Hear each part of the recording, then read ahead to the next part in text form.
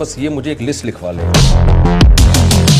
लेके गए थे। जब भी कोई कहीं बोरा लेके जाता है ना, वापस आके उस बोरे को खाली करके उस चीज़ों को अपनी जगह रख दे। तो ये सारी किताबें आप देख रहे हैं,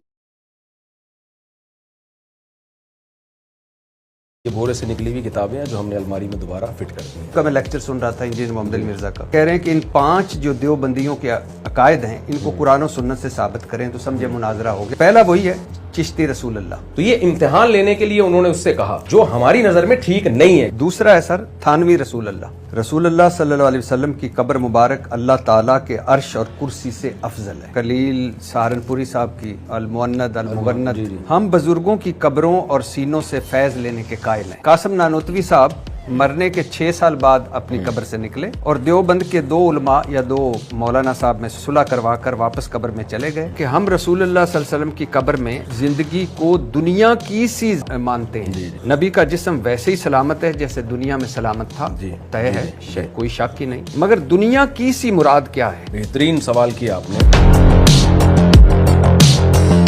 555 हिजरी में शेख अहमद रफ़ाई नबी के रोज़ा मुबारक पर, नबी सल्लल्लाहु अलैहि वसल्लम के रोज़ा मुबारक पर हाजिर हुए। नबी की शान में अशार पढ़े। 90,000 लोगों की मौजूदगी में नबी सल्लल्लाहु अलैहि वसल्लम ने हाथ कब्र से निकाला। शेख अहमद रफ़ाई ने बोसा दिया और फिर हाथ मुबारक कब्र के अंदर चला गया। अब इतनी दूर जेलम चले गए, यहाँ हमारे बैठे हैं 4 जमा 4 8 जमाते। मोटरसाइकिल की टंकी, पेट्रोल वाली टंकी पे ना इन्ना तो है ना कल को सरफसले रब्बी गवानार इन्ना शानिया को लब था। ये पढ़ के पोका करे पेट्रोल में बरकत हो। कितनी बड़ी करामत, कभी इनके पास भी जाएं।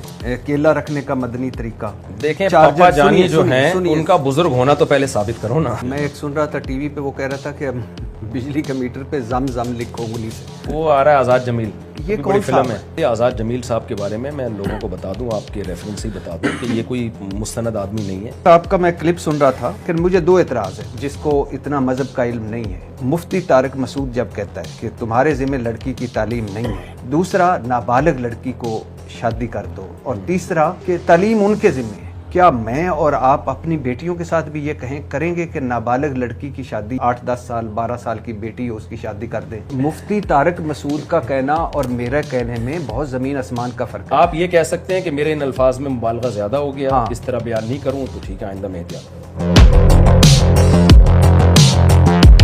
यूनिवर्सिटियों में चर्च बट रही है, लड़के लड़कियों की सेटिंग्स चल रही है। ये तरबियत करेगी आपके बच्चों की, ये हया सिखाएगी। एजुकेटेड लड़की आपको बेच कर खा जाएगी। लड़की का बॉयफ्रेंड बन गया, फिर उसने चर्च पीना शुरू कर दी, फिर ये कर दिया, फिर वो कर दिया। माएं रो रही हैं, पीट रही हैं। मुफ्ती तारिक मसूद के जो मानने वाले हैं वो तो बस डाउटफुल हो गए ना कि लड़की कॉलेज यूनिवर्सिटी जाएगी, चर्च पिएगी। लड़के लड़कियों की सेटिंग्स चल रही है। सर ये कैसी आप